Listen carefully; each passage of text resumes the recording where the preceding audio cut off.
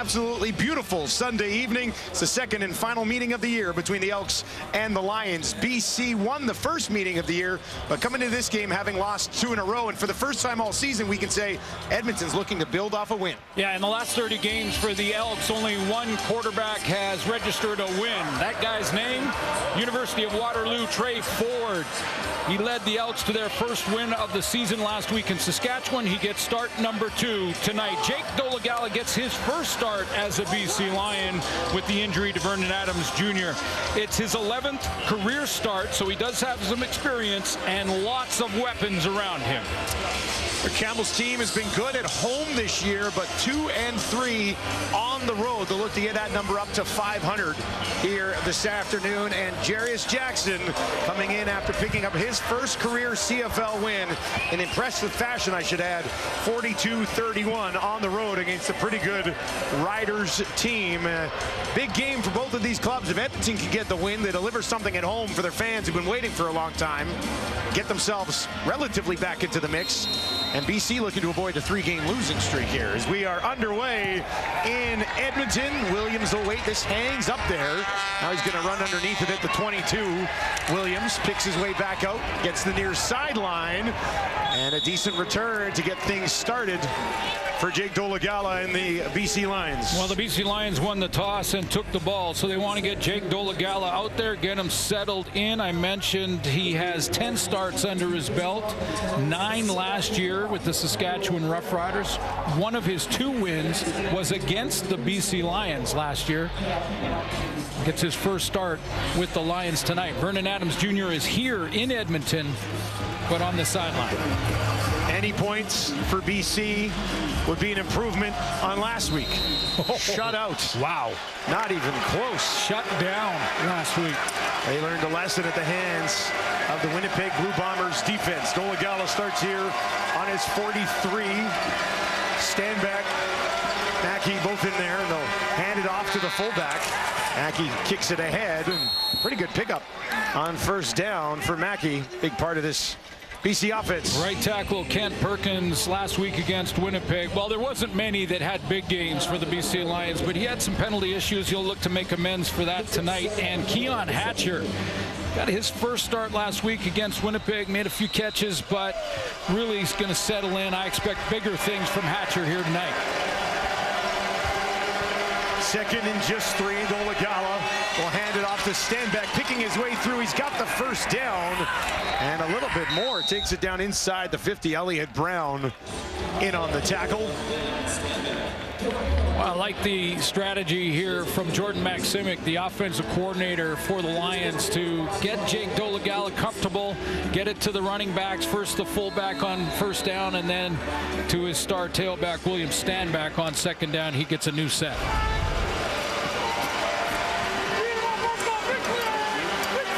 Dolegala this time, stand back over to his left. He'll bring Keon Hatcher behind him in the slot to his left as well. Back on the ground for Stanback. And he rumbles ahead against this Edmonton defense. Look at the front 4. Noah Taylor has worked his way into the starting lineup. He'll start at defensive end.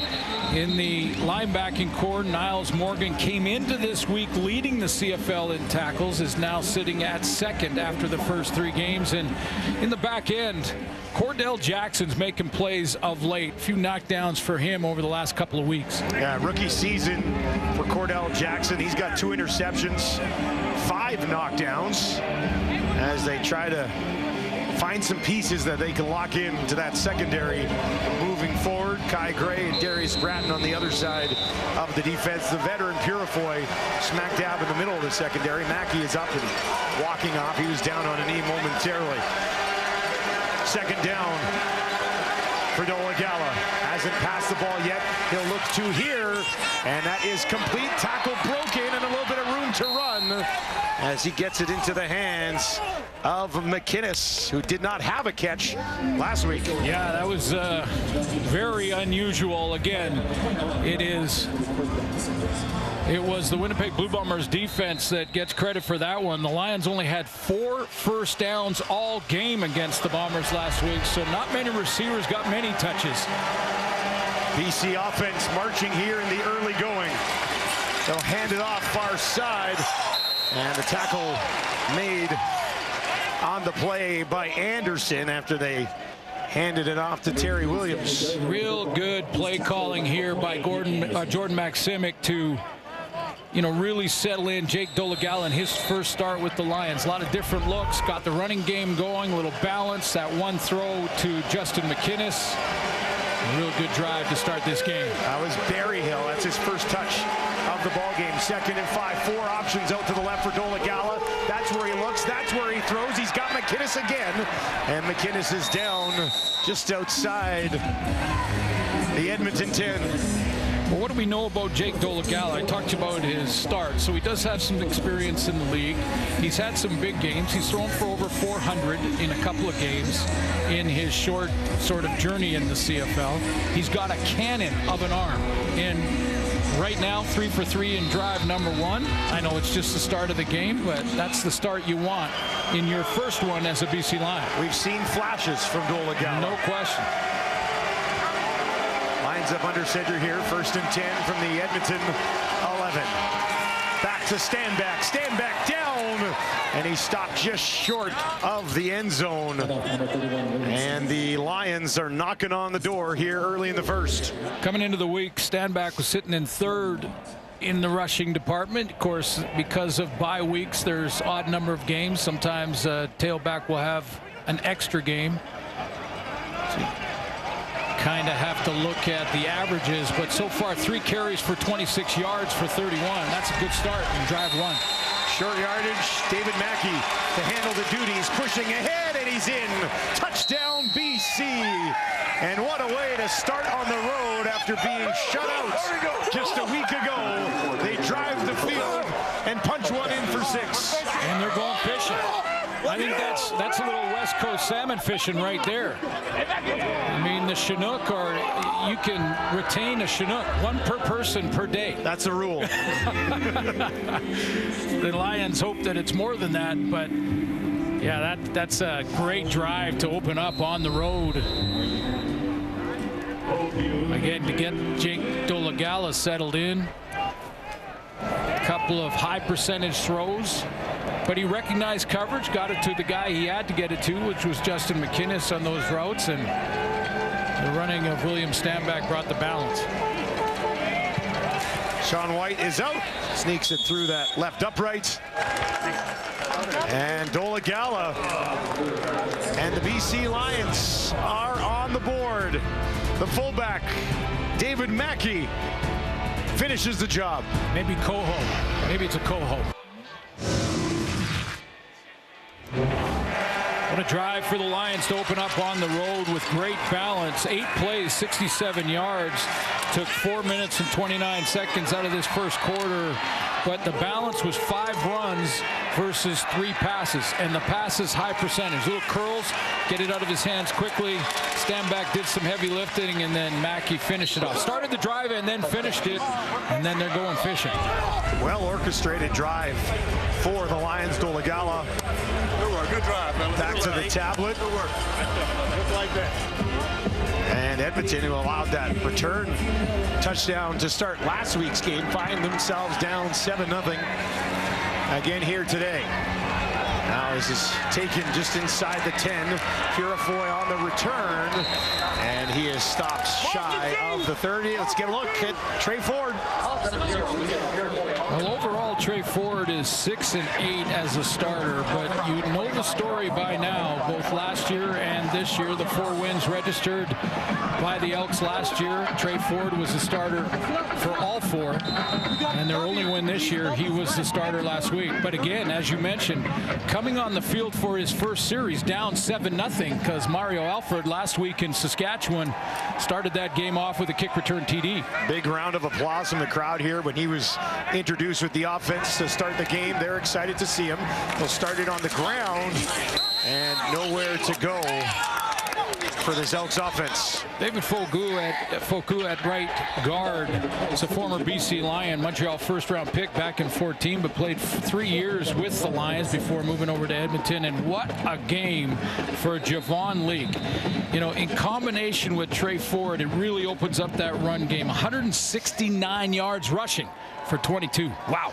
Almost had 200 total yards when you mix in the 3 catches that he had as well. They gave him the first touch. It only went for a yard, so 2nd and 9 for Ford. 3-man rush from BC. Ford escapes down the field. First down as he goes to Gittins.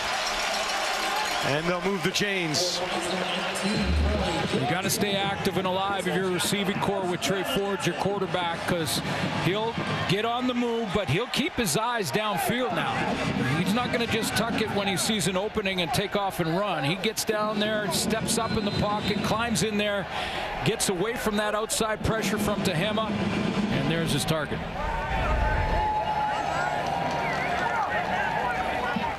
Up to the Edmonton 43. Back to Leake. Leake on the far side. Stretches his out. Takes it out. Close to the 50. Averaging 8.5 yards per carry this season is Javon Leake. The Elks have 2 extra offensive linemen dressed for this game tonight, so they can go with a heavy set in the run game. Give the ball to Leake. He's got great speed when he gets out there in space. Oh, we know he's fast. Oh, yeah. Riders know he's fast. Give him any sort of breathing room, and he's gone. That'll be a challenge for BC's defense. 2nd and 3. On the ground again, a little bit of a slip. And Leake reaches ahead. I think he's going to be marked down about a yard shy of a first down. Dakota Prukop watching on, waiting to see if he's going to get the call here early in this game. Short yardage unit for the Elks this season have been perfect, 4-4. And they are going to go for it. Yeah, a little bit of slip on that inside cut, although TJ Lee came up from the secondary to help out and run support.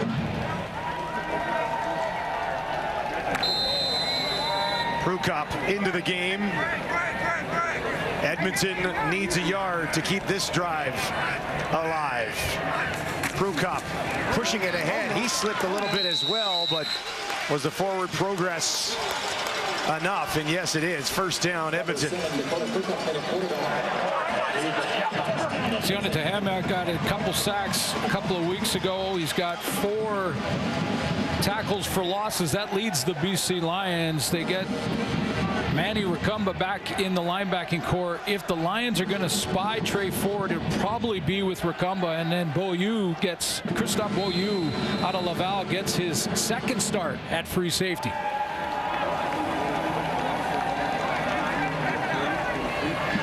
Gino Lewis will move to the top of your screen, far side. Ford looks in that direction. Now on the run to his right, takes some punishment, gets back to about the line of scrimmage.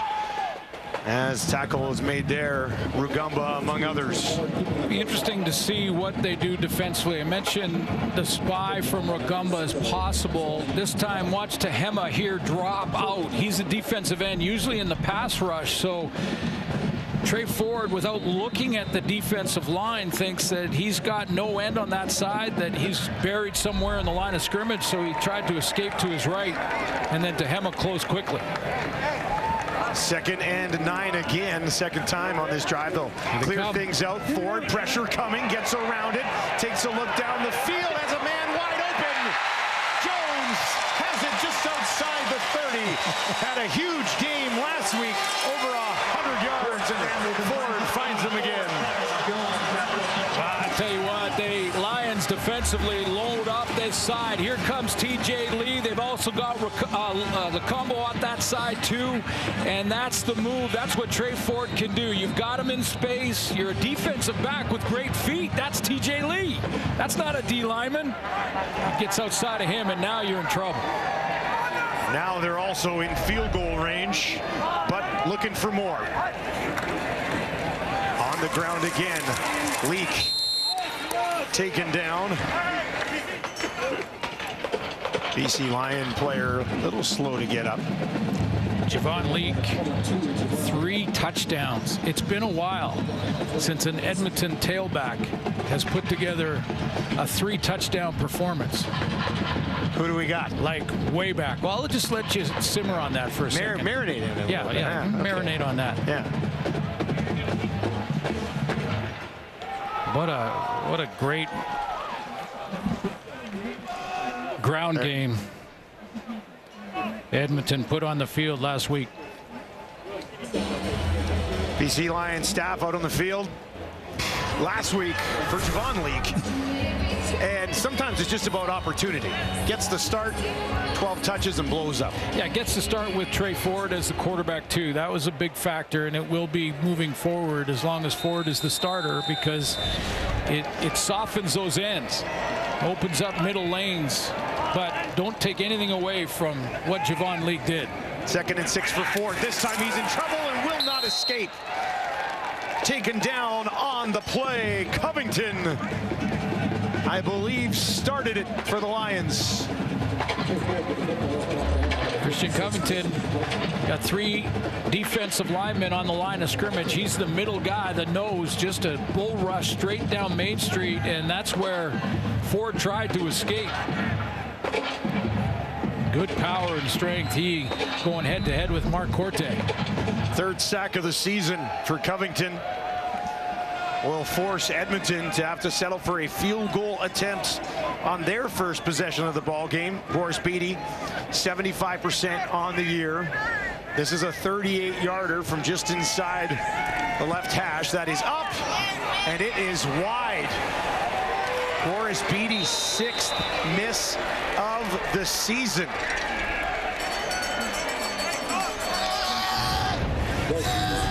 It's been a tough year for Beatty. This one from just 38 rips it wide.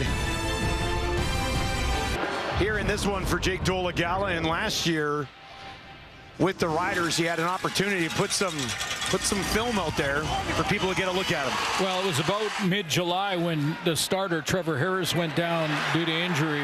Mason Fine got the next 4 starts. He won one of those games versus Ottawa, but then was injured himself in the Montreal game, a lopsided loss there.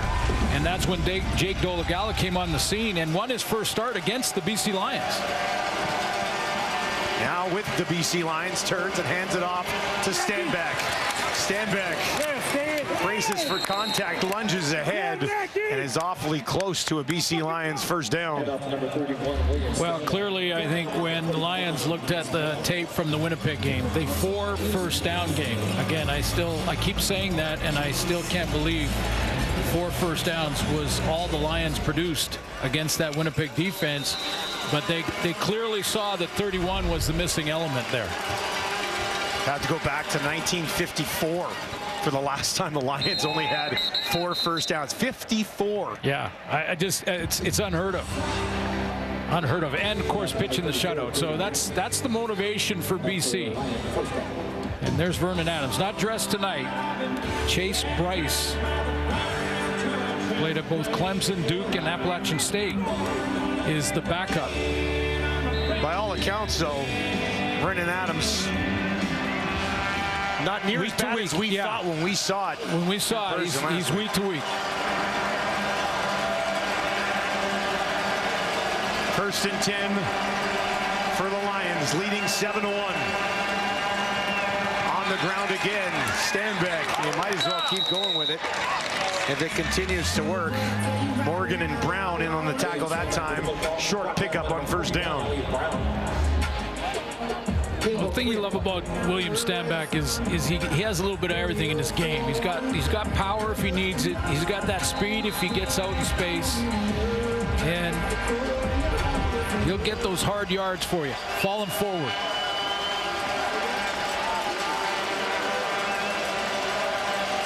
Already with 38 yards on just 5 touches. 2nd and 7. Dolegala. Edmonton's going to bring some heat. Dolegala gets it away. Nice. And Hatcher one-hands it, reaches back, looking like Spider-Man right there. Exactly. Snags it and hauls it back in for a first down. Good to have that guy back. His second game since returning from injury. Wow. I mean, you see this with deep balls when the ball is up and it's floating down and the guys make the one-hand catch going with the momentum of the football. You very seldom see it on a curl route where he just puts that left hand out, stabs it, boom, thank you, got it. Tips it right back into himself. Nice. What a play here in the first quarter from Hatcher. Stand back again up the middle, and he'll get close to 6 yards on that one. So you look at what Jake Dolegala did after that handoff. This is something that right now Edmonton is not really paying attention to. Dolegala finishes the fake going the opposite direction. So Stanback goes that way, Dolegala finishes the fake. Now, Elliott Brown gave him a little look and then completely slid down to try to help out on the tackle on the tailback. But Dolegala can run pretty well. I mean, he's a big guy with a huge arm. He's more of a pocket passer, but he can run. 2nd and 4. Dolegala throws to his left, and that is just straight up drops by Alexander Hollins. Seemed like it was right on the numbers. Yeah, right between them. Between the 1 and the 3. Hollins got such a great start to the season, and over the last couple of weeks been fighting it a little bit. Of course, take the Winnipeg game out because wasn't much success offensively for anybody, but you can go back a couple of games. He's been fighting it a little bit. Sean White called into duty. He's hit 42 in a row. This one is from 42 to keep the streak alive. That kick is up, and it is good. That was close. It looked like it was going to go wide. Came back. 43. He also remains perfect on the season. Now 25 for 25. BC Lions on top, 10-1 at the end of the first quarter.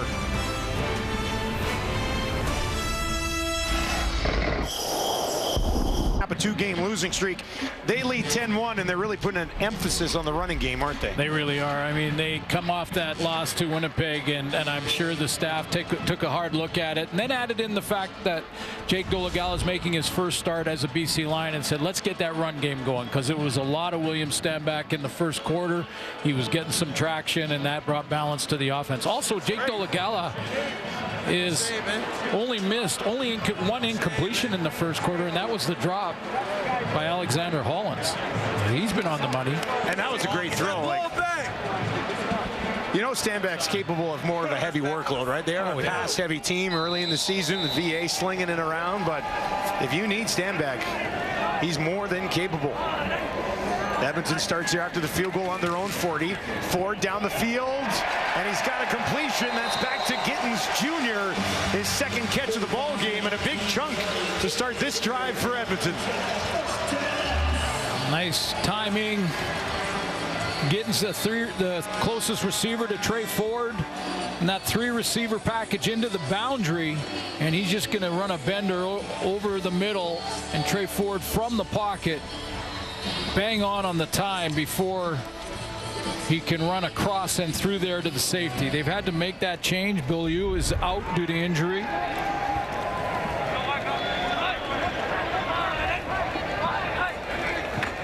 I'll hand it off. Trying to find some space. It's Leak. Spin move and some extra effort will get a round of applause from the crowd and a first down for the Elks. We talked about that speed. With a guy like that and the breakaway speed, you can see that big offensive lineman, the big crew, as we mentioned, providing some blocking. The Elks don't have a fullback dress today. Your other partner, Dwayne Ford, he might be upset with that. Yeah. I had to double check a couple times and say, wait a second. They don't have a fullback, but they have 2 offensive linemen, extra offensive linemen dressed, so they can play the big group with those guys. Ford far side. Jones has it. Flag on the play. Well, interesting adjustment here by Trey Ford. In the series in the first quarter. Offside. Edmonton number 11. 5-yard penalty. Repeat, first down. Heard you, Mayala, with the penalty. Mayala offside, a little bit ahead of the snap. But in the first quarter, Trey Ford got contained a little bit from the defensive line of the Lions. There's Mayala up on the line of scrimmage. He was just across the line in his original alignment by 1.5 yards. But in this drive, he's thrown a couple times now from the pocket. Backed up 5, 1st and 15. 3 options to the right, 2 to the left. Goes right over the middle to Jones. Jones protects the ball, and he's got a first down and more. Breaks a couple of tackles and takes it down inside the 15. Tevin Jones is fitting in very nicely here in Edmonton. How about the big play last week against the Riders? The 93-yarder from Trey Ford to Tevin Jones. The big body here on the crossing route. Takes on the tackle. That was Adrian Green trying to bring him down. Gets that pad level down and takes on this contact. Protecting the football. Switch it to the outside arm. Macombo tried to play for the strip rather than make the tackle. An extra 7 or 8 yards. From the BC 12. Leak will take it all the way to the end zone. Touchdown, Edmonton. Give him another.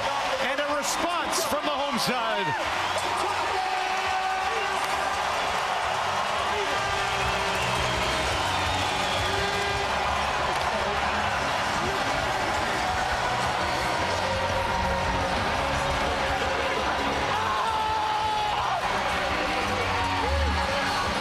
This is the RPO. This is the run option with Leak going this way. Watch middle linebacker Haladic get caught. If he doesn't stay wide enough to stop Trey Ford, he's in trouble outside. Ford gives it to Leak. Now he's gone too far, and Leak has a run lane. Beatty, this time straight down the middle, and we've got a 2-point game. 5-play, 70-yard drive that took just over 2 minutes. 4th touchdown in the last 2 weeks for Javon Leak. Let's go back and show you the bind that middle linebacker Ben Haladic is in on this play because of Trey Ford's threat to the outside and how it sets up a nice blocking angle for Filip Grahovic. Watch him, the tight end. Now, because Haladic is so concerned with Trey Ford getting outside, the tight end in this situation, Grahovic, gets a great angle on the middle linebacker in a Haladic, and that allows Leak that running lane.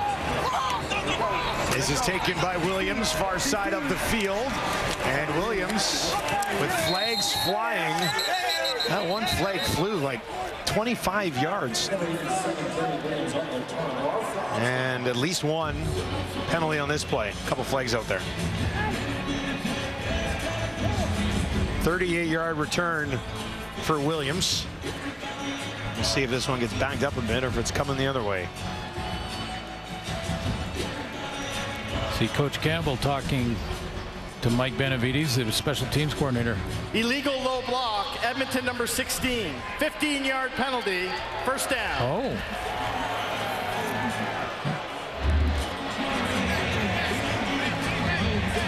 Take a look at this return. Terry Williams has been kind of chipping away, and there's the low block. You can't block. That was from Bynum. You can't block below the waist in the special teams or on an interception defensively. Instant field position after a 38-yard return, then the penalty. Yeah. This drive starts on the 45. Great opportunity for Dolegala, who leads 10-8 here. Dolegala with a fake. Now he's in trouble, and he's taken down. Barreling through was Noah Curtis, his 5th sack of the season.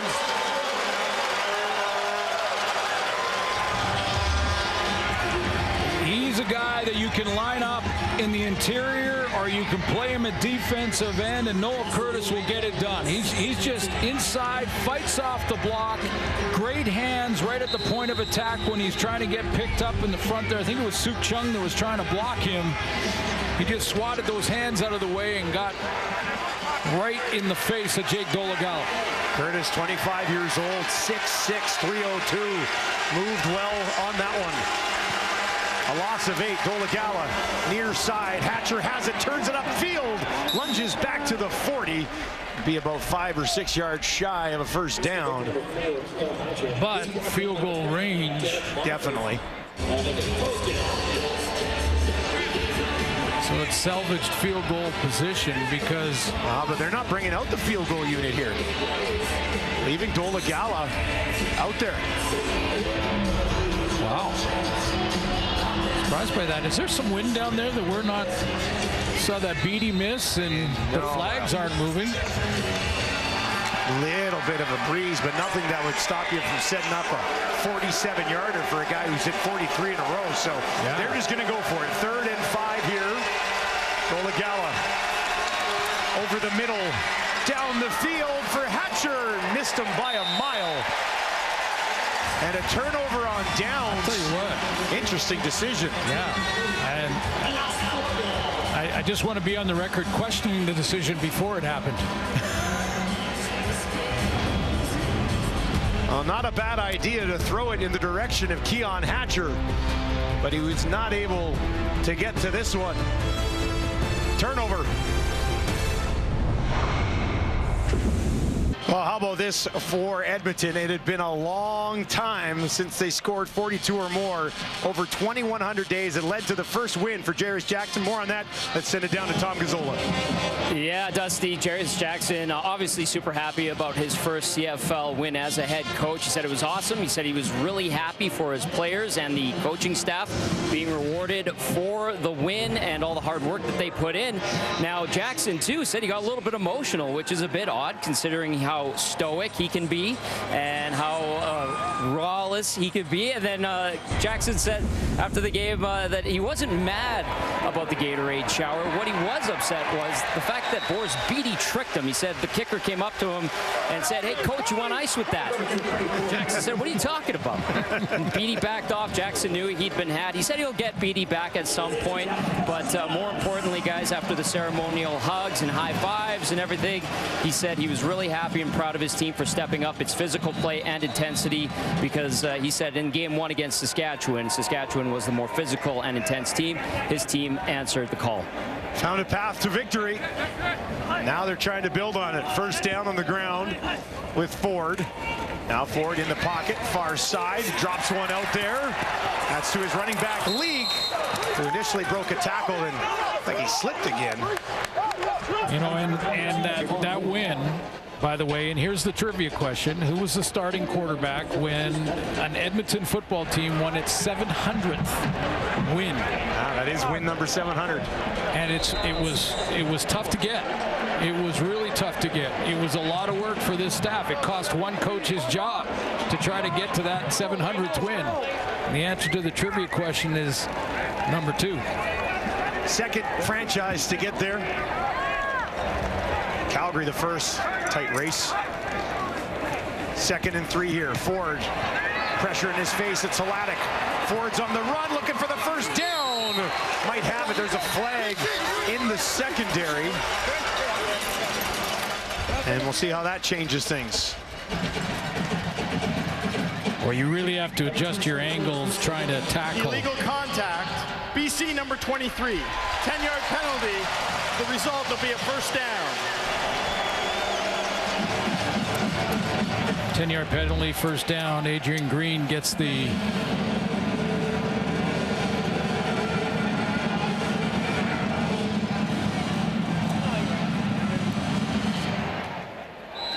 working there against Ergin Mayala. After the penalty, Edmonton works from the BC 43, trailing by 2. They'll hand it off. Rankin for the first time today. He's got some space, and he's got another first down as Justin Rankin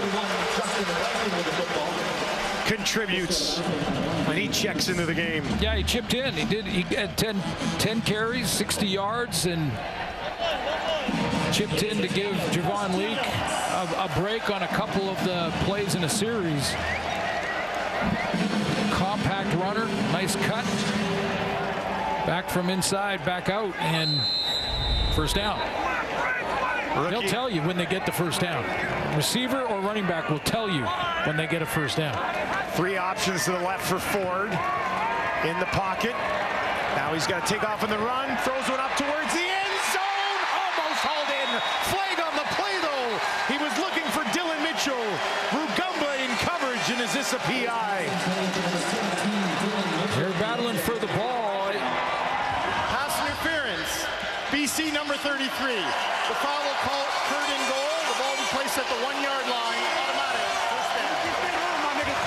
First down. Take a quick look. I'm sure that Rick Campbell wants to look at it too to see if he wants to go ahead and see if there's a challenge opportunity here.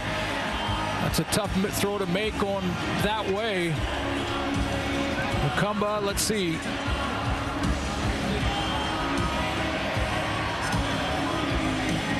He's grabbing the jersey and not allowing Dylan Mitchell to elevate to that football. As the jersey tug on the back, that would draw that and flag. one on the front. Yep. Time for Prukop into the game, looking to give them the lead, pushing it ahead. Up him up, up him up. Touchdown, Edmonton. Delayed call, but they get there.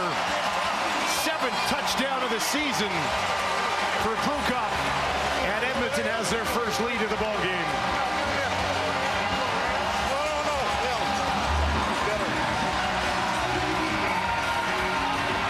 Manny Rugamba on the PI call was probably talking to himself over there on the BC sideline. He was in great position with Dylan Mitchell and really didn't have to grab him. He felt like he went up for the knockdown, and that was clean. However, he didn't allow Mitchell to jump. I don't have a problem with the call because you could see Rugamba had grabbed the jersey. No challenge, by the way, from Rick Campbell. Yeah, he was looking at it.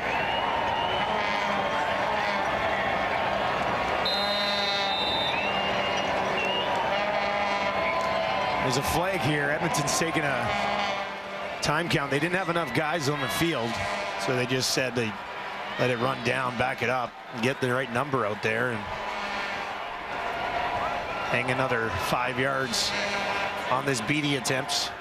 Time count violation. Edmonton number 9. That penalty will be applied on the kickoff. BC's going to have it applied on the kickoff.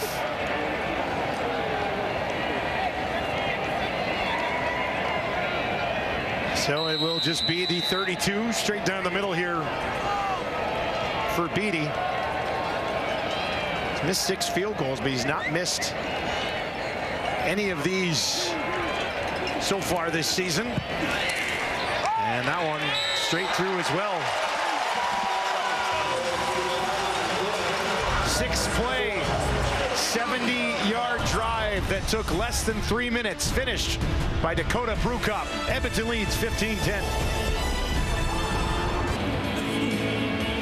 Well, Trey Ford, 5 of 5 to start the game, 98 yards, had that shot to the end zone that drew the PI that set up the touchdown. Williams takes this right in his end zone. And will take the knee.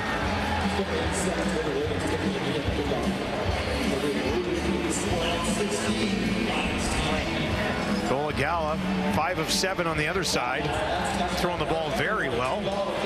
Had the one drop from Hollins and then the overthrow to Keon Hatcher, the only 2 incompletions, but the run game's been the focal point for BC, this offense. Stanback averaging 4.4 yards per carry coming in. He's now over 100 rush attempts on the season, 44 yards on just 6 so far here today. Starts there to the left of his quarterback, and they give it to him again. Broke 1 tackle, short gain on the play. Nick Anderson is almost at 50 tackles here in his rookie season. Well, and they're going to figure it out. I mean, between he and Niles Morgan, they're going to make the adjustments necessary after the first quarter where we saw a ton of William Stanback. So he was getting to that second level. Jason Shivers and that linebacking core is going to figure it out in the second quarter, make the adjustments. BC 6 for 8. On second down so far, low snap. Dolagala grabs it. Has a man wide open. That is Katoy, who goes up and over for the first down. And that's his first catch here in his 6th game of the season. Yeah, 6th game. He's missed a couple due to injury, and he's important to this offense because he does a lot. He can play tight end and is big enough and strong enough to make blocks on defensive ends, but he can also run and get involved in the passing game, and there he is. Big catch to get back into the swing of things. Niles Morgan was down on the field. See how they tell you when they get a first down? He's got to do it with style, too. Katoy is an important piece of this offense. Had an excellent season last year. Not easy considering the weapons around him, but he brings something different to the table, obviously, for this team. Well, the defense, you know, when Katoy's out there, there's not an automatic read. So Jordan Maximic can leave Katoy. He's basically got a tight end for the blocking in the run game. So the defense can't make a substitution to get bigger up front. Joel DeBlanco into the game at middle linebacker, the first overall pick in the draft. Back across to Katoy again, and he's got another first down for BC. So they don't make adjustments for the run, and then Katoy can also do this. He can get out there and he can beat you to the outside. He's got good speed and that big body. 6'5", 230. 4 options out to the left for Dolagala this time. They'll give it to Stanback. Stanback tracked down by Anderson. There's a flag on this play back towards the Edmonton secondary.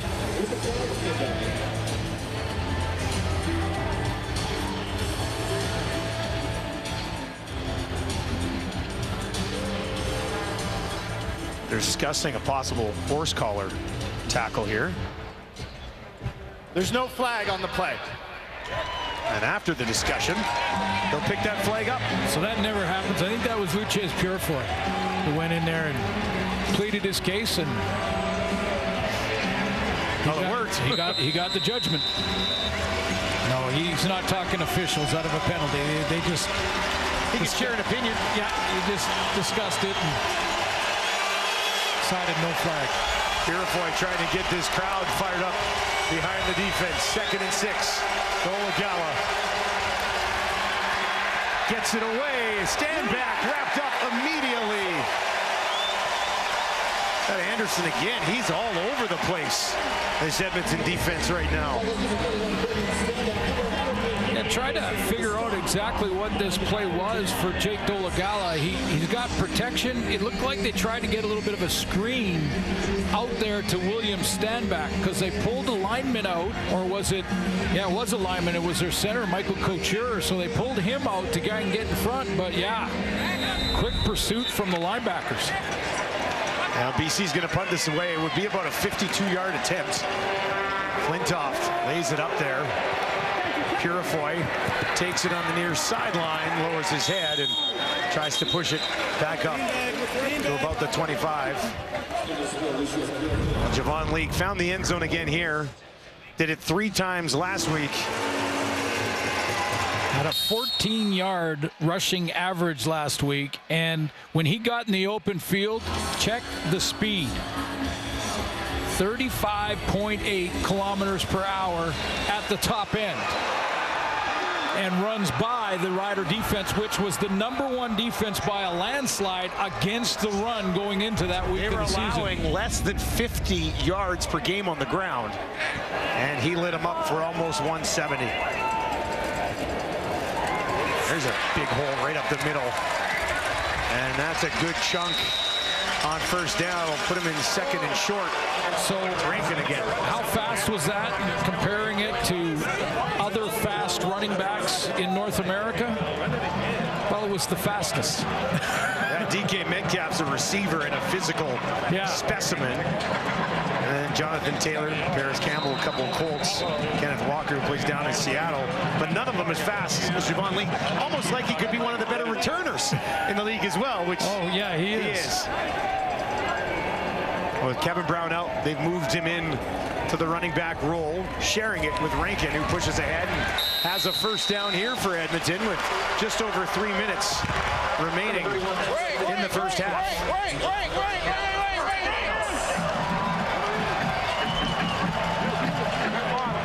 Week will check back into the game. And we have hit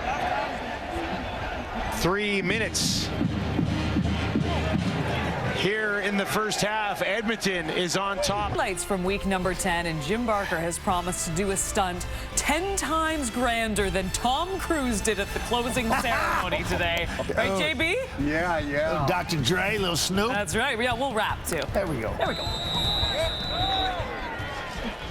I don't believe it. Halftime coming up. Lots to discuss from this one. We got a good game brewing here. This is Gittins. Turned into some trouble and is wrapped up immediately. Boy, Gittins was not happy. I'm not sure if he was upset with the officials or upset with his teammates or just flat out upset. That was great gang tackling, but look at the reaction after this play. I don't know if he looked at Mayala or who it was he was angry with, but wanted a bit more out of that one. Lost 2. 2nd and 12. Just 3-man pressure. Ford should have some time here, but he's in trouble trying to get away. And he tracked down from behind. Tehema stayed on him. And Ford, a little bit of an extra breather there. Jake Julian will kick this away. I think it's going to be Tehema that is in chase here, and eventually he's going to get his arm out right there, catch him from behind. But did Varga get? Edmonton is challenging that there's roughing the passer. We'll review the play. That's what I was wondering, if that hit from Varga was. Tehema, it's not me. No, Tehema looked clean from behind. It was the arm coming across the bow, and how high was it? It looked like it got him across the chest, but if it was anywhere near the headgear.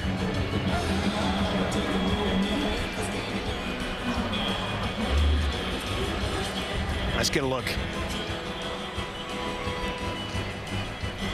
Some sort of contact with the head. I can't tell if it was a shoulder or an arm or. It looked like the initial contact with the left arm hit the shoulder pad and then rode up to the side of the head of Ford. I think the top left of his shoulder pad actually hit the cage on the helmet. Now he's a runner now out there. It's a different rule than the protection of the pocket, but and taking Ford into the tent. He was on the sideline throwing the ball for a little bit. Now they've taken him into the tent.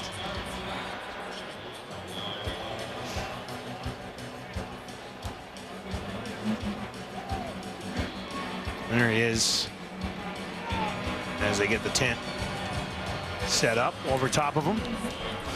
All right, let's figure out this ruling as MBT walks onto the field. After review by the command center, the ruling on the field stands. Edmonton will be charged a timeout. If that's in the pocket, it's probably a different story, right? Exactly. But he's out on the run. Exactly. I think when he gets out there, he's on the run. He's basically a runner, like a tailback or a receiver with the ball in his hands. And the initial contact was to the shoulder pad. Fast-moving play. 3rd and 18. Julian set to kick it away. Williams waits. Back just inside his 30. BC's going to get the ball with about 2 minutes to go here. Good kick. Williams takes it at the 21. Williams broke one tackle and finally tripped up. He was thinking about a big one. Niles Morgan stopped him after just a 19-yard return. And if he doesn't, there's no one else. That's the last wave. You go down in waves on the punt team. The first wave has got to try and slow the returner down, especially the returners we have in this league. And watch this tackle, because he misses that. There is nobody left for Edmonton. A bump there, and look at that open field in front of him. 2 minutes to work for Dolagala. That one, Berryhill, far side, pushed out of bounds. Did about 5 yards on that first down completion. Now in this scenario, we may see Jake Dolagala push the ball a little bit. The only deep throw really that I can remember in this game so far is that one to Keon Hatcher where he overthrew that corner route. But I mean, the one, you know, there's one of his great strengths for Jake Dolagala is his arm strength. I mean, he can make every throw. I think there's a deep shot to Hollins coming at some point here. Well, their longest so far is 14 yards. 2nd and 6, flags here.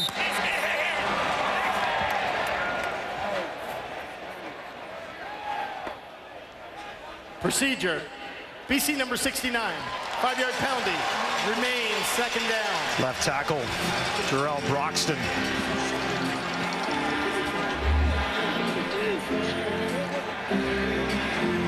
Left tackle out there at the top here. Just rock back in his pass pro a little bit early.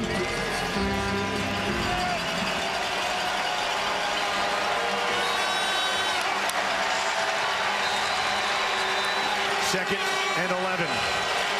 Berryhill into the slot to the left of his quarterback.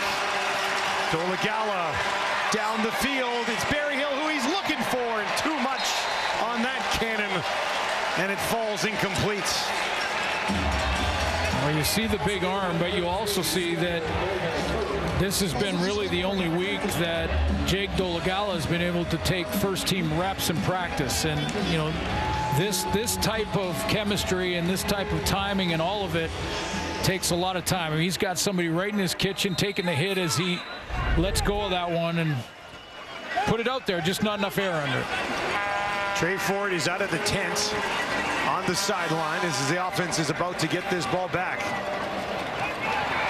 Cobb on the return after a 48-yard kick, drilled back to about the 30.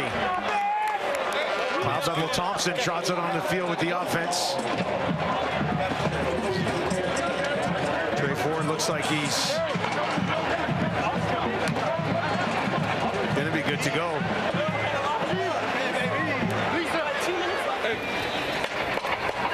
There's MBT's numbers, 0-7. The reason that he's not starting anymore. Thrown for almost 1,800 yards so far this year. Ford still does not have his helmet on. Maybe they'll leave him out for the rest of the half. Handoff here. And a nice pickup again by Javon Leake.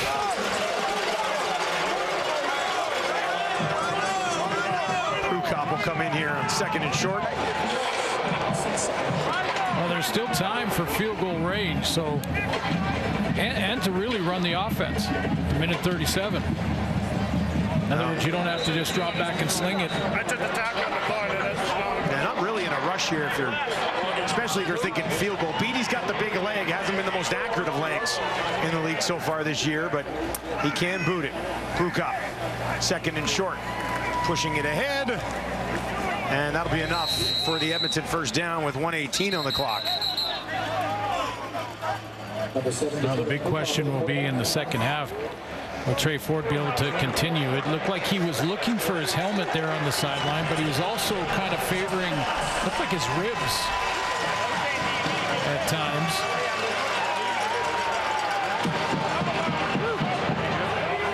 Now he'll watch for now. Edmonton on their own 43. Cloud Bethel-Thompson calling the shots on this drive. Looks over the middle, has Tevin Jones. Jones wrapped up and taken down. Ely in there on the tackle, all on with Patrice Rene. That'll be another second and short situation. Boy, this is great. The playbook wide open here. You can run the ball and get a new set, or there you go. And they will run the ball. And Leak has the first down with 54 seconds on the clock.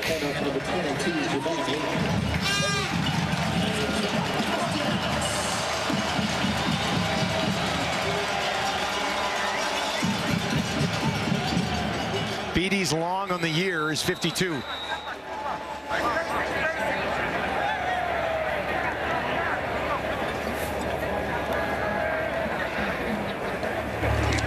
MBT with a fake now over the middle, back to Jones. Another first down for Edmonton. Let's send it down to Tom Gazzola for an update on Trey Ford.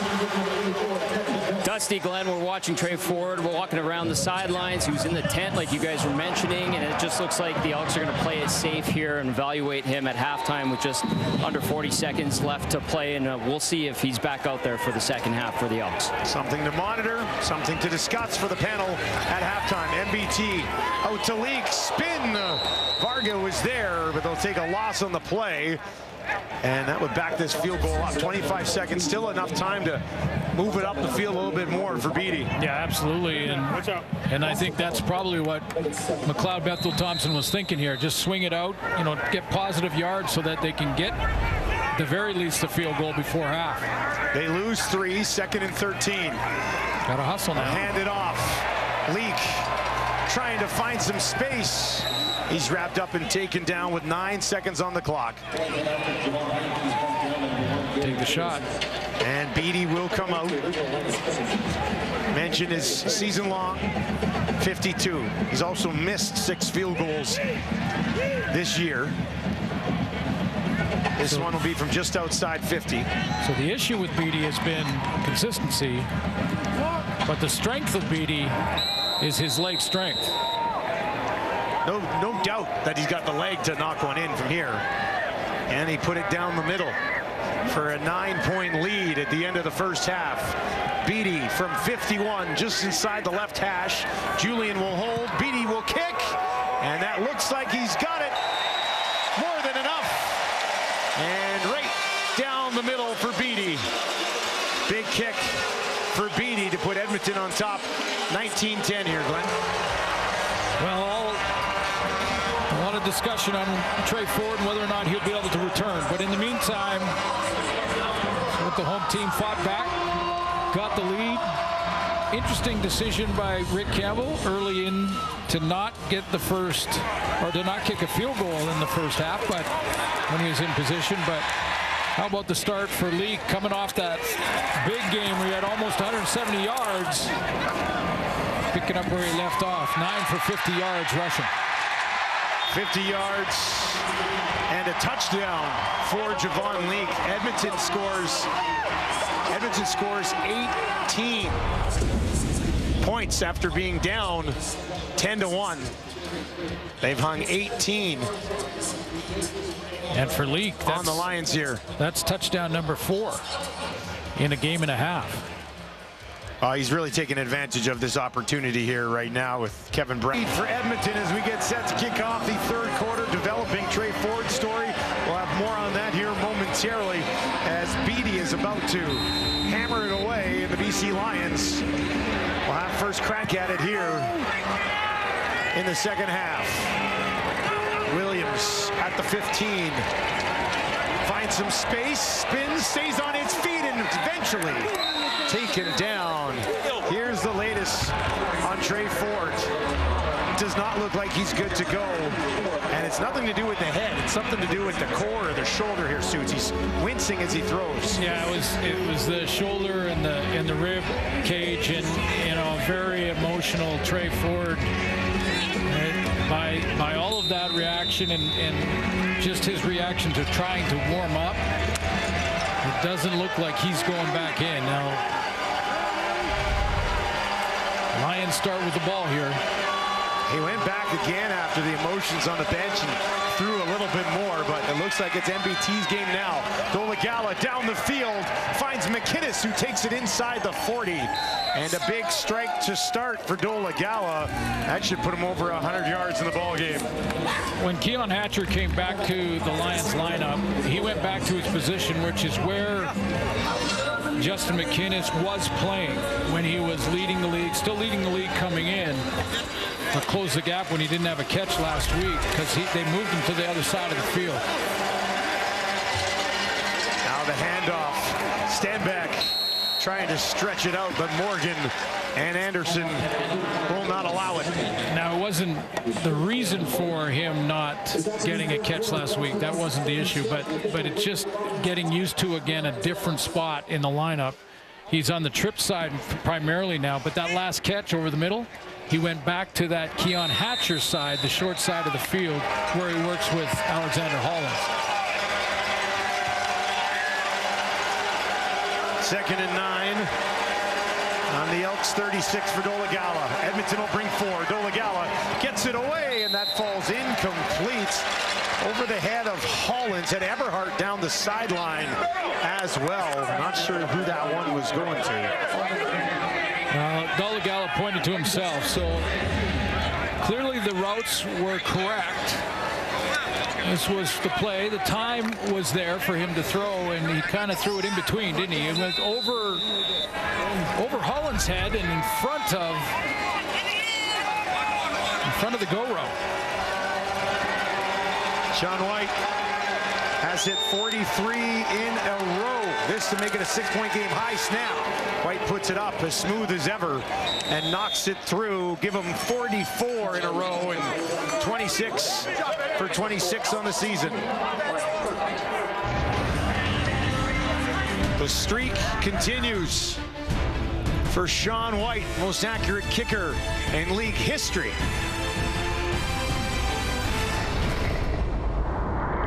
Let's bring you up to speed on Tre Ford. This is the play where he was hurt.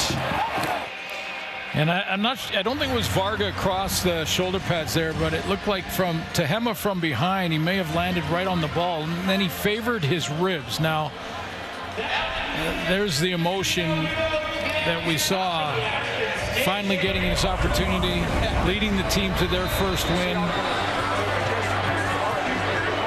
But I would suggest that he's QB1 moving forward. Bob Bethel-Thompson hands it off to Leak. And Leak has nowhere to go. At least as soon as he's healthy, and we'll have to see probably after the game to what extent the injury is. But you can see the defense plays differently. Rugamba with the tackle there.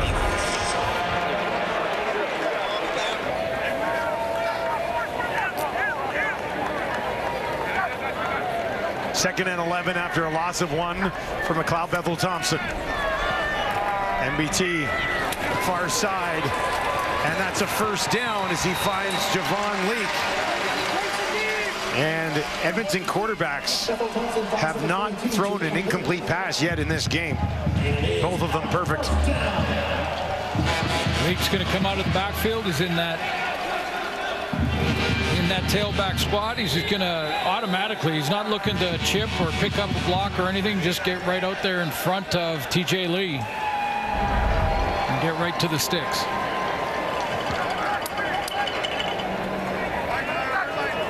Edmonton will work from their own 52. They'll move MBT out to his right, looking down the field. Dylan Mitchell has it, and he is close to another Edmonton first down. So now the receiving core kind of changes their mindset just a little bit. The plays are the same, you know, and the playbook looks the same. They're going to call it probably very similar, but the receivers now have to think about precision and timing and being right where they need to be, because that's what McLeod Bethel-Thompson is, a timing quarterback. That's how he operates. Yeah, with Tre Ford, you're always alive, keep moving, because he'll scramble, and you just got to find a spot. A little bit of a different mindset.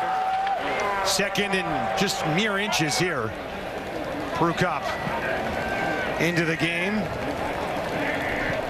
on the second and short, and that'll be enough as he barrels through down towards the BC 45.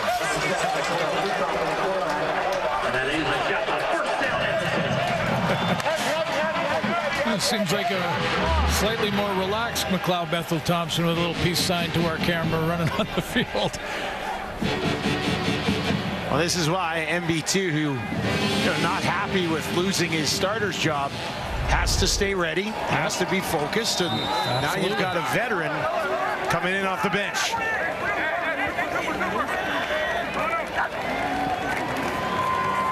They'll give it to Leak again, and Leak just gets gobbled up immediately. About half a yard on the play. Yeah, I couldn't agree more with that. That you got to stay ready, and it's disappointing. I mean, this is a veteran quarterback. He's been on a lot of teams in 5 different leagues and has a Grey Cup ring, and led the Argos to the East Final in that big win in the Grey Cup. And Chad Kelly helped in that game, but he's got a lot of pride, and he's got to be ready. And it looks like he has been preparing and ready to go, and hasn't missed one yet. 2nd and 9 here, empty backfield. MBT from the pocket, down the field, hauled in by Jones. He bobbles it, but then he gobbles it up. And Jones has fit in very well for the last 2 games here at Edmonton. Well, that's great concentration by Tevin Jones. He's going to run this bender right into the middle, a little bit of a post going to the middle, and then he just keeps the ball alive. Looks like TJ Lee may have got the worst of that one. That's a big guy. This is a big receiver at 230 pounds and 6'2". He's built now, solid build. And TJ Lee goes down to hit him low. Back-to-back 100-yard games for Tevin Jones. 2 starts, goes for 100 both times. TJ Lee is down. We'll step away. Needs some attention. Look like it may be a hip pointer. May have got a knee in the back. Christophe Beaulieu is already out. Moved Adrian Green over, and then Patrice Rene came on the field. We've seen Savarga at linebacker as well. They'll toss it back. Looking for some space. Gittins reaching out. Decent pickup on 1st down. It'll be 2nd and manageable with Edmonton within striking distance again.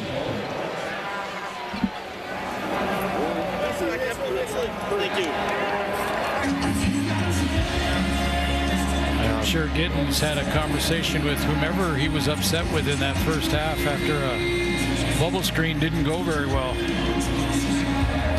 Got some blocks there. He's a guy you can move around.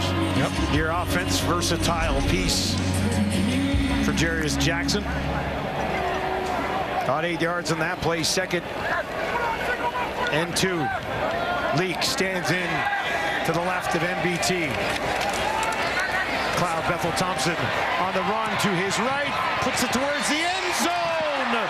Was that intercepted? What a play. Ciante Evans, they're having a discussion here, and it is. Evans takes it away. You heard him say, that's a pick, and it was.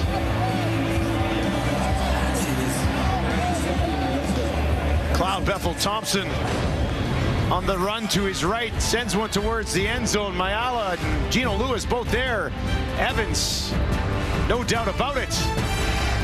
Here on this interception was Hergy Mayala, who came from the far side of the field. There were 2 Elks right beside the throw. We've said many times that a receiver comes up with a catch in double coverage. How about a DB coming up with a catch in double catches?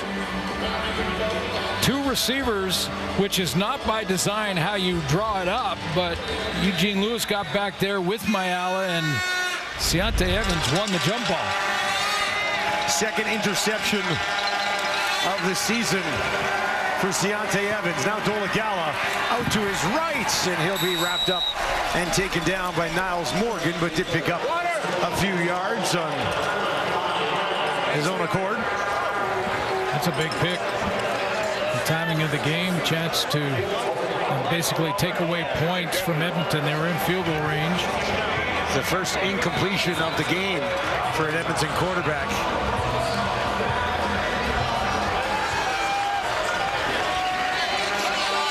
Gala got 5. Fairness to McLeod Bethel-Thompson, he had 2 guys there, thought they could win the jump ball. One was Gino Lewis. Yola Gala guns that one in there, and Javon Catoy will hang on. A lot of zip on that pass from the big quarterback.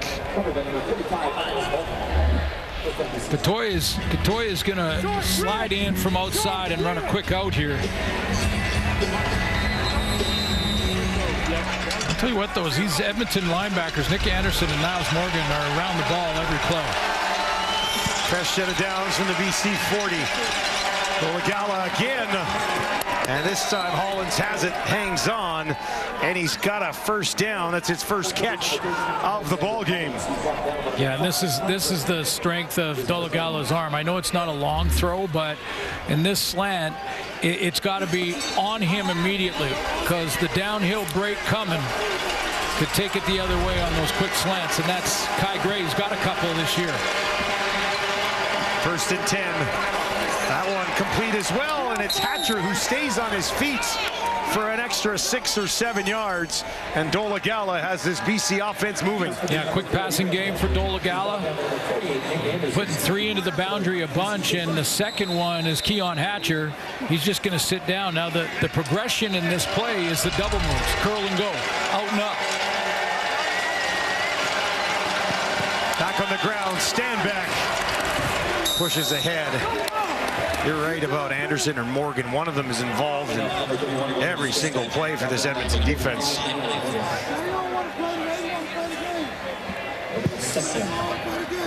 Just quick close by Niles Morgan there. Coming into the week, CFL tackle leader with 56. BC needs 4 more. They'll use Stanback again. He's got it. And Stanback with a nice move. Takes it down inside the 20 to the 15 before he's tackled by Moncrief. And Stanback pushing up over 70 yards now. 2 good football players in Niles Morgan and Stanback, but this time Morgan had Michael Couture to deal with. He had that center, got down into the second level, got his hands on the linebacker, and opened up that lane for William Stanback. Stanback again found a hole and is wrapped up just shy of the 10. Kai Gray comes over to make the tackle, and it'll be second and about 4, maybe 5 here for BC. Boy, this looks very similar, this drive, to their first drive of the game. Yep. That ended in a touchdown. Stanback left, Stanback right, a couple quick passes, back to Stanback.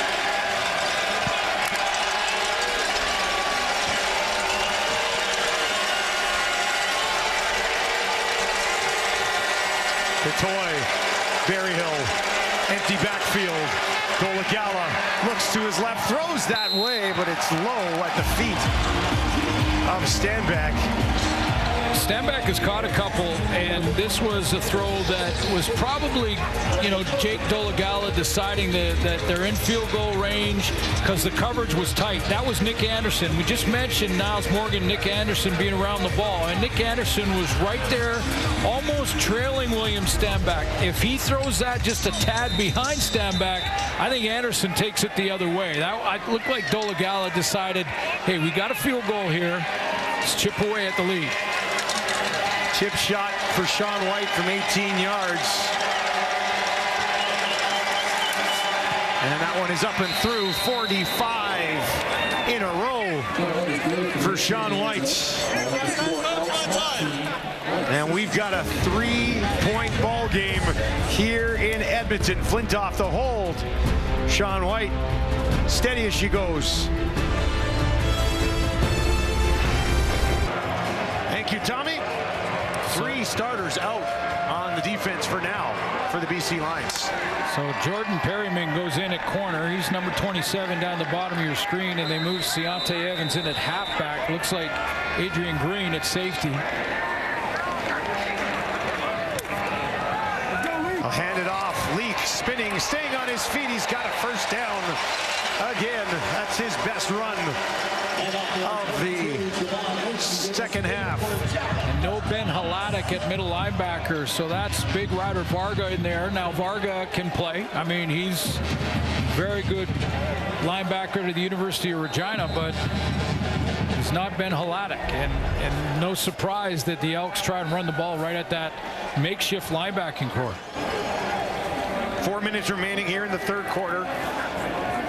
Cobb Ethel-Thompson right up the middle again with Leak.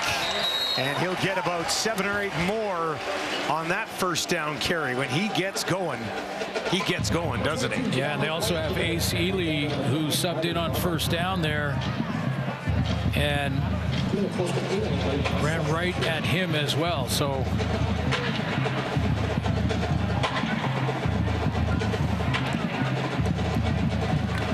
eight yards for Leak.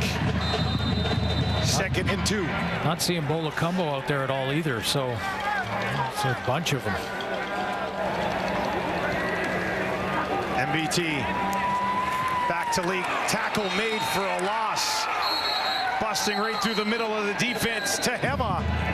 And he's been trouble today for the Elks. Well, you want a veteran to step up, a long-time starter, 3rd year for Tehema, and you need these guys, if you're the BC Lions, to step up with a bunch of youngsters now playing in the secondary and making changes and trying to figure out, like, before every snap of the football for Edmonton there, I watched the secondary just talking and trying to get lined up right and getting organized.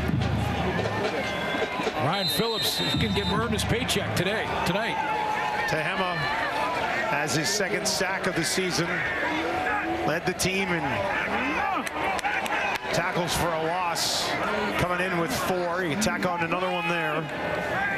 3rd and 5. Julian will let it go just outside his own 45. Hangs it up there. Williams takes it just inside the 10.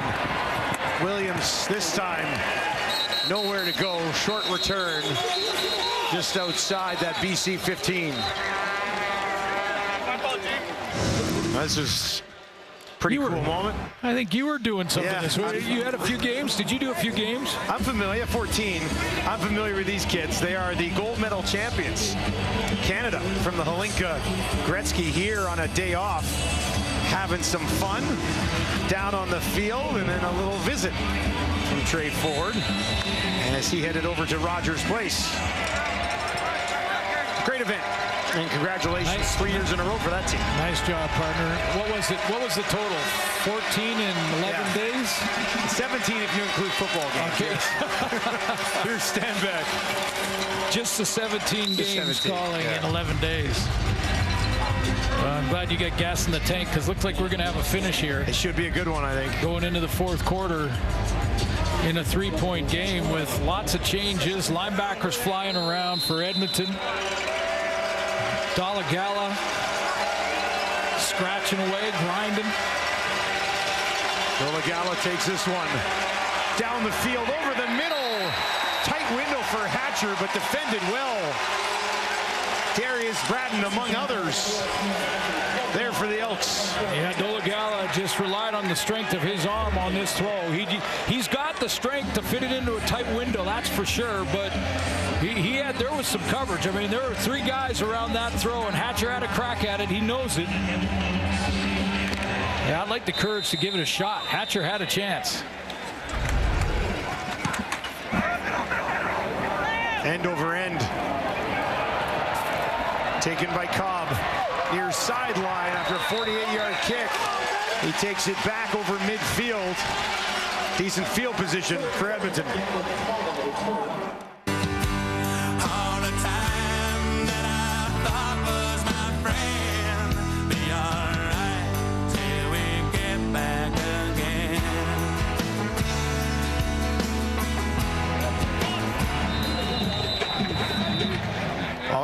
Excellent field position here for McLeod Ethel-Thompson, trying to bounce back after that interception in the end zone. Rankin up the middle.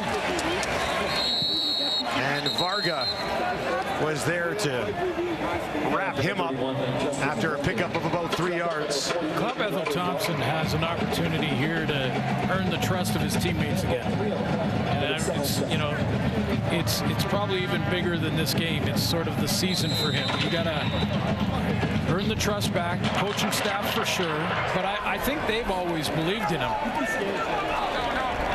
Which is why it went to 7 games before the change was made.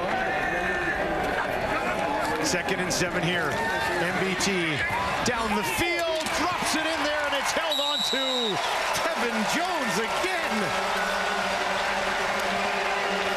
Jones has been thrown 9 passes this season. He's caught them all. Yeah, sometimes you've got to win a jump ball as receiver, and sometimes you just got to block out the DB that's coming after you. You know there's one coming. Just get that big body in front of him, shield the ball. And this is the type of throw that McLeod Bethel-Thompson can make, and if he makes enough of them, he does earn the trust of his teammates back. Tough to find a spot in this receiving group when you've got the talent that they already have, but an injury to Arkell Smith has opened up a chance for Jones, and he's made the most of it. MBT will be throwing again. He's in trouble, gets it away as he's hit and taken down, and that falls just short of Rankin. And we've got a good one here on a Sunday evening in Edmonton. The home side down their starting quarterback, but they lead by 3 with the 4th quarter coming up. 3 points separated these teams earlier in the year. 3 points separates them right now after 3 quarters. Edmonton on top 19-16 with the quarterback trying to hang on to a lead here. Well, trying to hang on to a lead, trying to earn back the confidence of his team around him, the offense around him. They're still going to Javon Leak, which is a good thing. McLeod Bethel-Thompson has the 1 interception in plus territory. So, you know, this is a chance for him to go out and really get his first win in this close game. He didn't start the game, obviously. You're just joining us. Trey Ford, injured in the first half, has not returned. They had a 16-10 lead when Ford left, 19-10 at the half, and lead 19-16 right now. Looking to put some points on the board is MBT. Pressure right in his face, got it away again. Ely was coming in hot right down the middle. Well, this is where Ryan Phillips can just change his complete approach, and that is just like send pressure, and get after McLeod Bethel-Thompson, because you know where he's going to be. He's going to be back there in the pocket. They do roll him out occasionally, but he'll be back there in the pocket for the most part, and doesn't have the same ability to escape. So there's no spies necessary. You don't have to be real careful of contain. Get after the quarterback. That's where McLeod, to beat that, has to go hot. 34-yard attempt for Boris Beatty for a 6-point lead. And that one is up and through, and Edmonton goes on top by a little bit more. 22-16. Here's a look at week 11, starting with the delicious New York Fries Thursday Night Football. Red Blacks and Stampeders. Alouettes in Regina to take on the Riders. Edmonton begins a 3-game road trip out in Hamilton, and then the Bombers and Lions. Bombers coming off a bye week after shutting out the Lions. Hey, it doesn't say delicious on the board here. You added the delicious part of the New York Fries. Just whenever I see New York Fries, I see the word delicious. Yeah, right in front of it. I know what you mean. I got you, New York Fries. Dolegala finds his fullback, Mackey, and he's wrapped up after a pickup of about 6.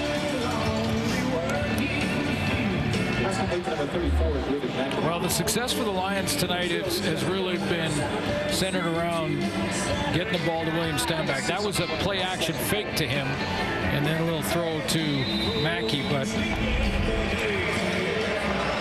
when they've had the good drives, it's been led by William Stanback. Dolegala has looked after the ball, 14-20, 146 yards so far. No TDs, no picks. That one, far side dropped. Berryhill was thinking about turning it up the far side of the field, but he didn't hang on. Yeah, he was. And, you know, that's 2 plays that I remember. One from Alexander Hollins, and now one from Berryhill that, you know, are close. That's exactly where you want the ball. You can protect yourself from a hit from behind, get that ball, and then turn around, maybe get a yard or two after the catch. And Barry Hill just forgot about one thing. He forgot to bring the mail with him. Flintoff to let it fly. This is a big kick. Purifoy takes it just inside the 10. A 54-yard kick from Flintoff, who's averaging about 48.8 on the season. Now some sad news. A couple of weeks ago, Waddell Smith passing away, 5-time Grey Cup champion, huge part of the dynasty.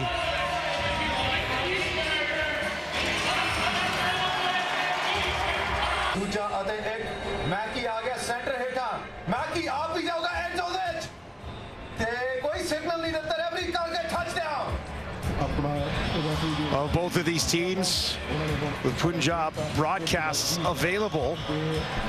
BC bringing their crew on the road, which doesn't happen all the time. Two teams in the CFL and getting to a completely different fan base. That's one thing about our game. It's very inclusive. Everyone's welcome. Come and be a fan. Enjoy it. Watch it. It's exciting, entertaining, and you're watching world-class athletes. More eyes, more ears. Never going to hurt. Best crowd of the year here in Edmonton. There he goes. Finds a hole near side, out to the 25. A big burst. See how dangerous he is when there's any sort of space out there. Well, you have to be gap responsible against this guy. What that means up front is that you got to take those gaps: A gap, B gap, C gap.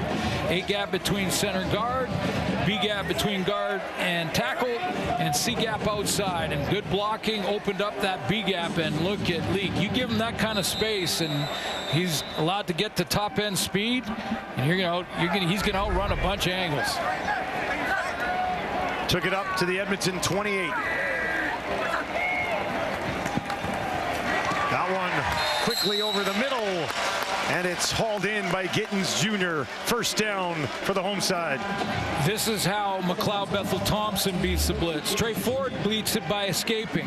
There's the blitz coming. McLeod Bethel-Thompson beats it by taking the hot route. Now, Javon Lee made a block there on the blitz, but that's the hot route to get it out of the hands of a drop back quarterback. So a few different guys doing their job on that play. Exactly.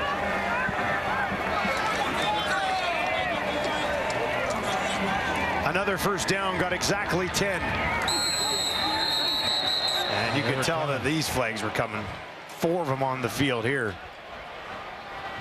Procedure. Edmonton number 69, 5-yard penalty, remains first down. Brett Boyko threw it all off.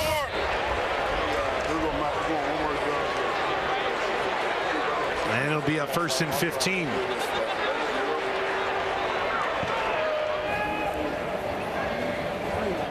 A lot of juggling going on there for Ryan Phillips, defensive coordinator for the Lions.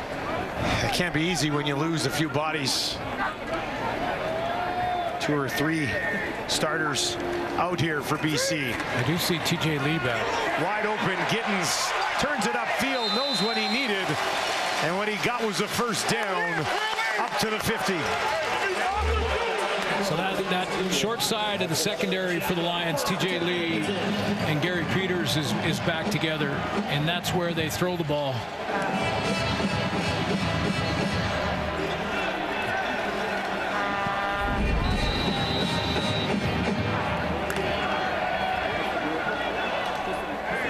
Fresh set for the Elks. Long way to go here in this one. Over 11 minutes remaining in the 4th quarter.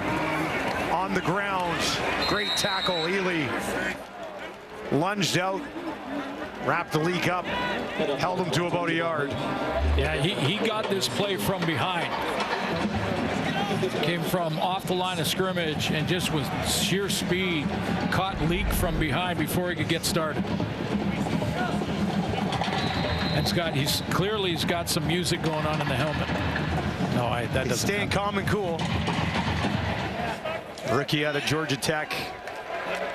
Rankin, the rookie out of Kent State. back in at running back is Javon Leak chatting on the sidelines. MBT lays it out there for Lewis, broken up by Peters. That's a fun battle to watch. Gino Lewis does not have a catch in this game. That's the first time he's been targeted. Well, this is another way you can do it because he wins a lot of these jump balls and has throughout his career. So, you know, if you're McLeod Bethel-Thompson, you're feeling a little bit of pressure, throw it up there, 50-50 ball, and see if Gino can come down with it. But that's one of the best DBs in the league right there, covering him. So that's, you're right, that's a great matchup. Two pros going at it, and you give that one to Peters.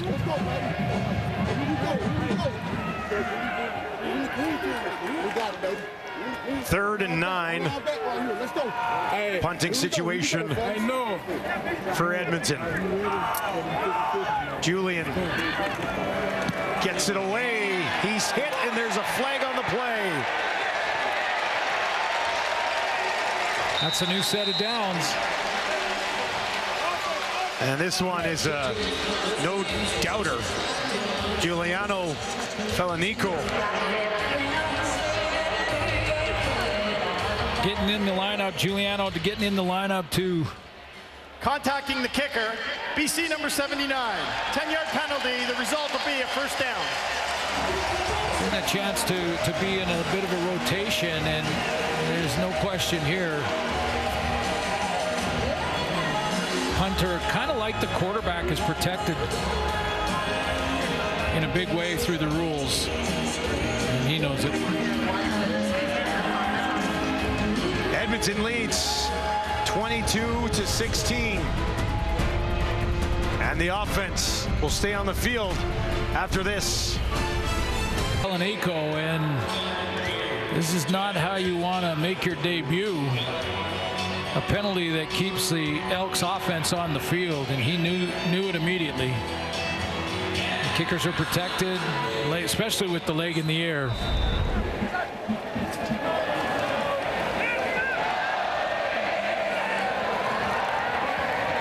Handoff up the middle. Decent pickup on first down. Like to welcome our viewers who just finished watching NASCAR on TSN 5. You got here just in time for what should be a good finish at Commonwealth in Edmonton. Javon Leak back in the game. That's good to see for Edmonton fans. Play from Justin Rankin. On first down, picks up 4. And Leak's back in. Leaks at 85 yards with a touchdown today. Stanback's got 87 on the other side. That's his high game on the season. Previously 83. MBT near side, and that'll be a first down. Gittins again.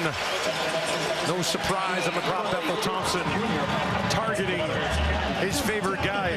No, it isn't. And, you know, when he was the starter, it was Curly Gittins, especially on those second down plays. He leads the team with 17 of them to move the chains. That's another one. And was targeted 59 times coming in. Leads the team in both catches and targets. Work together in Toronto. Now from the BC 38. 10th play of this drive. There's a helmet bouncing around out there. And Leak tried to bounce it out, but he was wrapped up. Archibald and Varga. Varga's been around it a bit since being thrown into action here. That's the center, Mark Courtney. Put his lid back on. Yeah, they're going to settle in. And again, it's a different game plan, just trying to cancel the gaps and get McLeod Bethel-Thompson in second and long. But right now they're in field goal range. Field goal would make it a 9-point game. 2nd and 12. MBT would like to keep this offense on the field. From the BC 40. Looks to his left. Now across far side. Leak wide open. He's got a first down inside the 25. Close to the 20 before he steps out. Wide open Javon Leak. The Lions, you can see they're back with depth. They're going to drop into a zone, and Leak now is going to get underneath that zone from the backfield. McLeod Bethel-Thompson waits a few counts. 1,000, 2, 1,000. Waits for those linebackers and DBs to drop in their zone, and then hits the under one to Javon Leak and let him do some heavy lifting. over 100 total yards of offense for Leak, following up a brilliant performance last week that led to a win. The edge of the red zone here. Leak staying on his feet, secures the ball, grinds it out for about 3 yards. We talked about him as a returner in Toronto and just how good he was there. That was really one of the reasons that Edmonton brought him in and signed him here with the Elks. But whether you're covering kicks or returning them, you want to get in the starting lineup. You either want to be in starting offense or the starting defense. And Leak has certainly worked his way into that role, hasn't he? Outside of a few fumbles early in the season, he's been outstanding for this team. He'll watch now. Justin Rankin checks back into the game. 2nd and 7. 4 options out to the wide side right here for MBT. Looks in that direction. Now he steps up, dumps it off. That's his running back, Rankin. Down to the 10, the 5, pushing through. Touchdown! His first in the Canadian Football League.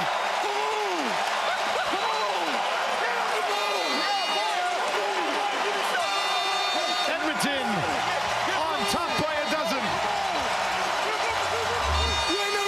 Some real good decisions by Bethel-Thompson in this drive as well to, step up the field but keep his eyes up and find his tailback, who is going to make a couple of guys miss in the open field and maybe turn that little swing and little check down into a touchdown, which is exactly what happened.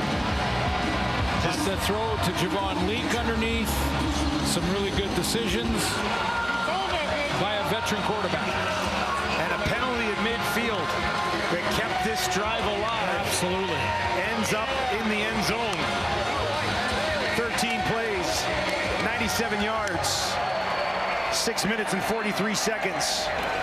Rankin in just his 2nd game with Edmonton, 60 yards last week. He's got a touchdown here tonight. Now they'll go for 2. Flags. Nice one-handed catch by Gino Lewis, but won't count. Well, I think McLeod Bethel-Thompson's asking why they blew it dead if it was against BC. But it's against Edmonton. Yeah, I was going to say if it's against Edmonton. Procedure. Edmonton number 68. 5-yard penalty will repeat the 2-point convert. Yeah, so that's why they blew it down and stopped the play.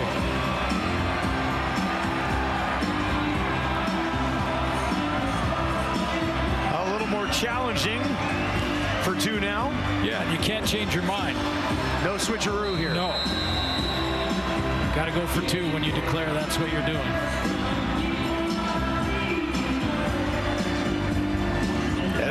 That hurts even more, that penalty. Coming into this game, averaging 27 points per game. It's the 3rd highest scoring team in the league. Looking for 2 more. MBT hit as he throws. There's a flag in the end zone here. So this is not over just yet. And it's against the BC Lions. Illegal contact. BC number 24. Half the distance to the goal. We'll retry the convert again. 2-point convert. So they moved it back. Now another penalty the other way. They'll move it back up.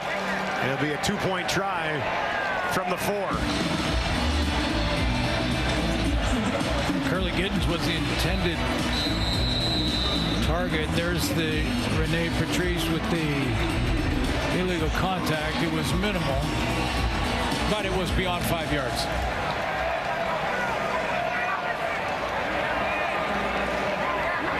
They'll go again here. Gets it away quickly, and that'll be 2. Dylan Mitchell from MBT in the lead is 14 with just over 5.5 to play. McLeod Bethel-Thompson coming into this game for the injured Trey Ford has a passing touchdown, and Rankin has his first in the league. You always hear the game may come down to 1 or 2, maybe 4 plays that are the difference makers. Maybe this is one of them That's Giuliano Felinenko, the defensive lineman, first time on the roster for the BC Lions with a roughing the kicker. That extended the drive, allowed McLeod Bethel Thompson to continue the drive. He hits Rankin for a touchdown and a 2-point convert and a 14-point lead. Dolegala will have some work to do here. Williams takes it just inside the 5. Back to the 20. Taken down. Jones and Morgan there for Edmonton. Great DNA here. That's the long snapper Kyle Nelson for the BC Lions. His grandfather, Roger Nelson, Hall of Famer in the Canadian Football League, played back for the Edmonton Eskimos at that time, 1954 to the late 60s, inducted in 1986 into the Canadian Football Hall of Fame. And Kyle Nelson, the family tradition in the game of football in Canada.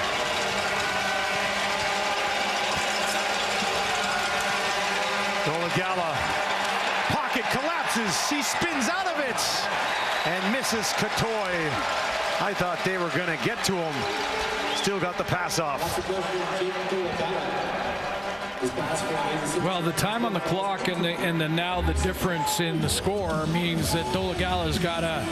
It doesn't take William Stanback completely out of the equation yet, but definitely is going to have to make some big plays down the field to come back in this one. And Edmonton knows that.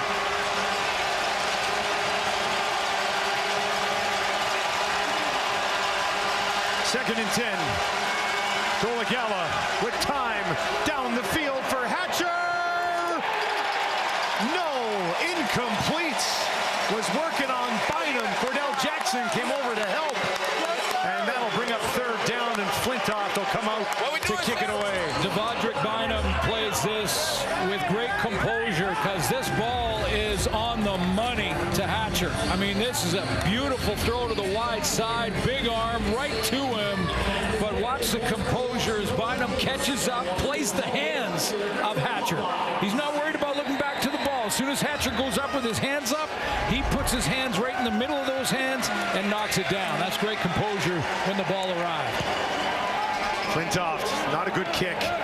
Is going to bounce up near midfield. Purifoy will grab it. And no yards. No yards flag right there after just a 31-yard kick from Flintoff. He'd like a do-over on that. Let's just sort of reset. The BC Lions are staring the third straight loss in a row to a Western opponent. BC 24, 15-yard penalty, first down. They lost their first game of the year, won 5 in a row. They were sitting at 5-1, possibly falling to 5-4 here today if they don't come back. And the last 3, if this lead stands, and the last 3 have been Western opponents, so those are the 4-point games. The 2 you don't get, the 2 the other team gets, and it puts Edmonton, been desperate first for their first win, which they got last week against Saskatchewan in Mosaic Stadium, and then this one. And Vernon Adams, we're hearing is week to week. Would he be back for the Bombers next week, as Winnipeg will be coming off a bye and going out for a big one against the Lions in Vancouver? After the penalty and the poor kick, just 16 net yards, the switch here. So excellent field position. They'll give it to Leak. Leak hangs on to it, gets about 3 yards. Timeout, BC. Timeout, BC. Use it before the 3-minute warning. Weren't going to have it anyway, so they'll use it here, try to save some time for themselves. Edmonton, though, pretty much in field goal range already, which would make it a 17-point game. Things were going so well during that 5-game winning streak for the Lions. They looked like monsters out in the West. Well, Well, they bounced back, you know, in a lot of ways from the Winnipeg game, because that was just a dominant performance by the Bombers, and they didn't, like I mentioned off the top, 4 first downs offensively.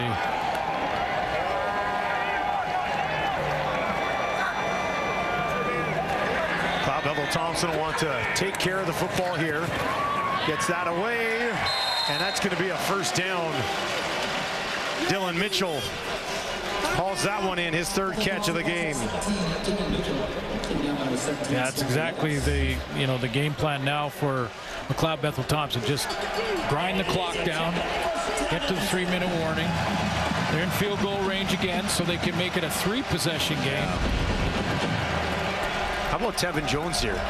123 yards last week. His first start. He's got 123 yards again tonight. That's a nice add. 3 catches on 3 targets last week, 6 catches on 6 targets this week. And he's become a good part of their special teams. And he can block. That's what he's in there to do now as they hand it off. And Leak. Excellent yardage on first down. We'll give him about 7. Yeah, they bring.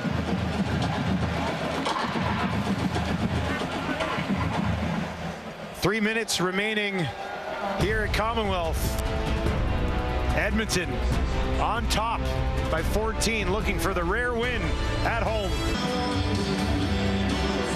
Edmonton, last time they won at home was the Labor Day rematch, September 9th of last year. So it's been a while for the home fans. I'd like to see them hang on here.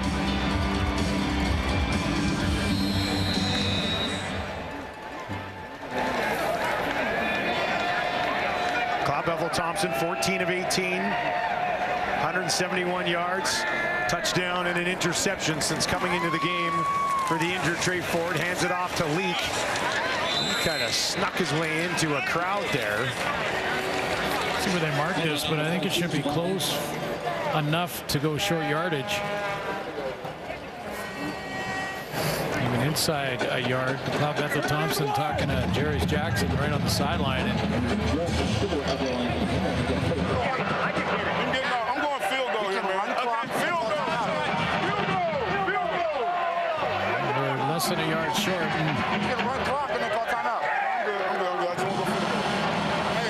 It's not a bad idea to kick a field goal here, go 3 possessions. You go up 17. Yeah, it's pretty much game over. And I think McLeod Bethel-Thompson was just adding the thought to his head coach. Just, you know, if we get the first, we can grind some more clock down, and then, you know, see where we go from there. But take a 3-possession game. No question. I like the idea. I like the choice. Beatty from 30 puts it up and through, and Edmonton now 33-16, more than doubling up the BC Lions. Now, you know, this one looks like Edmonton's going to get win number 2. Trey Ford left in the first half after this hit, and, you know, I would suggest that moving forward that Trey Ford is going to be treated as the starter depending on his health moving forward in the next couple of weeks, and McLeod Bethel-Thompson will be the quarterback off the bench as long as he's healthy to go. Trey Ford very emotional on the sideline. His injury is going to derail for now his opportunity, but, you know, I think it's just a different mindset. I think you have to kind of consider number 2 as your starter. If he's healthy, he starts. If he's not, you've got a great veteran backup in McLeod Bethel-Thompson to come on and take the reins, which was different 3 weeks ago. Yeah, a little bit of a different situation. Well, now they put together back-to-back victories against standings, the top 2 teams in the West. Williams. And he takes it on the far side. Ford. disappointed, but you can see right off the top, we talked about the only quarterback to register a win as a starter in the last 30 games for Edmonton is Trey Ford. To me, that earns you QB1 status as long as you're healthy. So we'll see. And that's not a slight on McLeod Bethel-Thompson. Great respect for what he brings to the table. Well, he did his job coming in today. Yeah, absolutely. Especially in this fourth quarter. Stanback out of the backfield, makes a move, picks up the first down before Anderson, make sure it drives him out of bounds. Now for BC, the urgency maybe, and this is a chance to see Chase Bryson get a few snaps in, finish this one off, and what does that mean about the next game for the Lions? Well, Dolegala, 14 of 23, 146. Bryce down the field for Hatcher. That's a well-thrown ball, and Hatcher hauls it in. Chase Bryce, Clemson to Duke to Appalachian State. Now here to the Lions. Yeah, and it always needs to be said that defensively you play differently when you have a 3-possession lead and you're inside of 3 minutes. But yeah, these are really good reps for Bryce and a chance to get his feet wet, get a feel for game action. Back out to Stanback. And he's held on to by Moncrief, who's been pretty good since joining this defense midway through the season. Here's a little bit more on Chase Bryce. Those are his Appalachian State numbers. As I mentioned, a couple of stops at Clemson and Duke along the way. Way behind Trevor Lawrence at Clemson. 2nd and 10. And it'll be taken down. Ball pops out. Lions can't hop on it. Still bouncing around. Hollins will come over, and he'll battle with Moncrief. And BC has it. It'll be 3rd and long. We got BC ball. BC ball, 3rd down. So Chung eventually having it come back to him. Sean Oakman. That's a big load coming at you if you're Bryce. He just decided there wasn't a wall in front of him. He was going to eliminate the wall and catch Chase Bryce from behind. But this is the game action experience that young guy needs. How quickly does it come apart? Get back there, take your drop and your read, and let it rip. Hatcher and Hollins over the middle. There he is. Hollins has it. Morgan wraps him up, and Edmonton will take the ball back with 65 seconds remaining. Oh, so love you, boy. It's Cowboy night, isn't it? It is. It's they call country it night. Sorry, country night. Country night. Cowboy night. Country night. That's a different style of cowboy hat, but okay. I hear you. I'm not trying to do though, yeah. He came once up. It's a good look, especially when your team's up by 17. McLeod Bethel-Thompson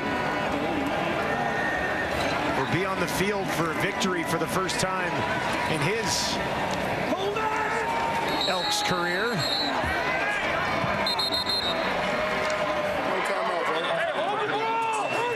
Well, it puts Edmonton back in the fight. Bombers will play BC next. One of those two teams will drop that game. So, well, here's the interesting thing. See Calgary and Winnipeg right there? Yep. There's a stretch. Well, the entire month of September. 2 against Calgary, obviously, with Labor Day in the rematch. Then 2 against Winnipeg. So their entire September is against 2 teams they're chasing. Health of Trey Ford will be crucial. But they're right back in it. Rankin finds some space, far side of the field. He'll take it down, breaks 1 tackle, and eventually hanging on for dear life there was Varga.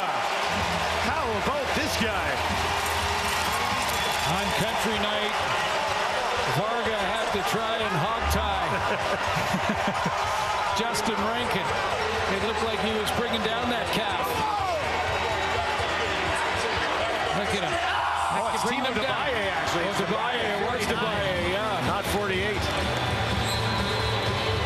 Cloud Bethel Thompson excited about this. Let's go. Let's go. We got to win. We got 2 in a row. Hustling down. 200 rushing yards in this game for Edmonton, who now sit in victory formation and are going to deliver a victory at home for the first time since early of last September. That's almost 500 yards rushing in the last 2 games for the Elks. They have found a recipe for success. Jarius Jackson has him on a little bit of a heater. You get a standing O from the biggest crowd of the season here in Edmonton. Finally, something to cheer about for these Elks fans. BC Lions on the other side have lost 3 in a row now, Suits. All to Western opponents, and yeah. Will Vernon Adams be ready for that Bomber game, or will it be another week? And do they start looking at Chase Price? Not that it was Gallo's fault, as you said. He didn't do anything to hurt them in this game. No, he didn't. But he really didn't get it down the field either. Didn't push the ball down the field. Well, he tried and he missed a couple times by 3 or 4 yards. So something to keep in mind. Perfect world. Vernon Adams is just back for them next week at home against Winnipeg. First home win for Jarius Jackson as the interim head coach. Back-to-back wins for the Elks as they try to save their season. Trey Ford starts the game but does not finish it. MBT will come in and help seal this one away. Another good performance from Javon Leake as well. And Edmonton heating up. 33-16 your final. Sports Center is next.